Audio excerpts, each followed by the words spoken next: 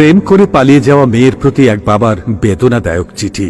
মারে, শুরুটা কিভাবে করব বুঝে উঠতে পারছিলাম না। যেদিন তুই তোর মায়ের অস্তিত্ব ছেড়ে ভূমিষ্ঠ হয়েছিলি সেদিন থেকে তোকে মা বলে ডাকতে শুরু করলাম। তোকে মা ডাকতে গিয়ে আমার নিজের মা হারানোর ব্যথাটাই ভুলে গিয়েছিলাম। তোর মাও তোকে মা ছাড়া অন্য নামে কখনো ডাকেনি। বিদ্যালয়ের প্রথম দিন শিক্ষক তোর নাম জিজ্ঞাসা করেছিলেন। তোকে মা বলে ডাকতে ডাকতে তোর নামটাও ভুলে গিয়েছিলাম। আমি তোর নাম বলতে না পারায় সবাই আমাকে নিয়ে হাসছিল, তাই চিঠির উপরে তোর নামের জায়গায় মা লিখেছি। হঠাৎ করে তুই এভাবে চলে যাবি আমি তা বুঝতেই পারিনি। ছেলেটা যেদিন বাইরে ব্যাগ হাতে তোর জন্য অপেক্ষা করছিল যে কখন তুই দরজা খুলে বাইরে বের হয়ে আসবি, আমি তখন ভেতরে বসে রবের কাছে প্রার্থনা করছিলাম আর ভাবছিলাম যে আর কতটা ভালোবাসতে পারলে তুই আমাকে ছেড়ে চলে যাবি না। অপরদিকে তুই ঘরে বসে ভাবছিলি আজ যেতে না পারলে ছেলেটার কাছে ছোট হয়ে যাবে, আর আমি ভাবছিলাম তুই চলে গেলে সমস্ত পিতৃজাতির কাছে কি করে মুখ দেখাবো।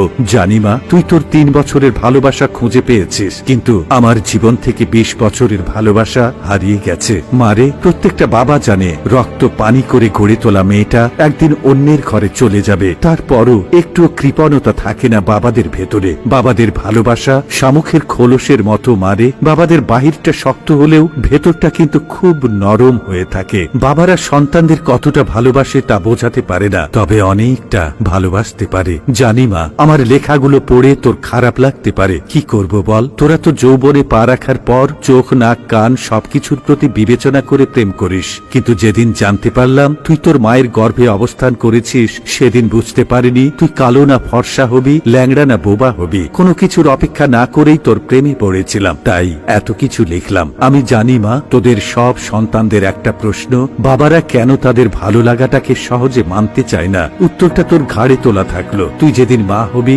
সেদিন নিজে নিজের উত্তরটা পেয়ে যাবি। তোরা যখন একটা ছেলের হাত ধরে পালিয়ে যাস তখন ওই ছেলে ছাড়া জীবনে কারো প্রয়োজন অনুভব করিস না, কিন্তু একটা বাবা বোঝে তার জীবনে নিজের মেয়েটার কতটা প্রয়োজন। যেদিন তোর নানুর কাছ থেকে তোর মাকে গ্রহণ করেছিলাম সেদিন প্রতিজ্ঞা করেছিলাম যে যদি মেয়ে হয় তাহলে মেয়েটাকে তার স্বামীর হাতে নিজের হাতে তুলে দিয়ে তবেই দায়িত্ব থেকে নিজেকে হালকা করব।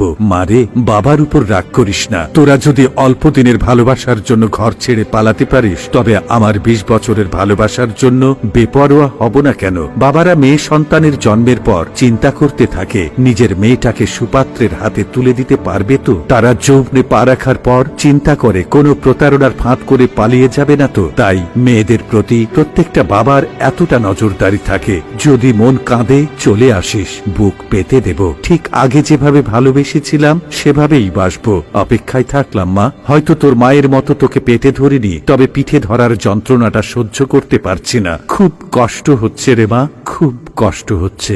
ইতি তোর জন্মদাতা পিতা।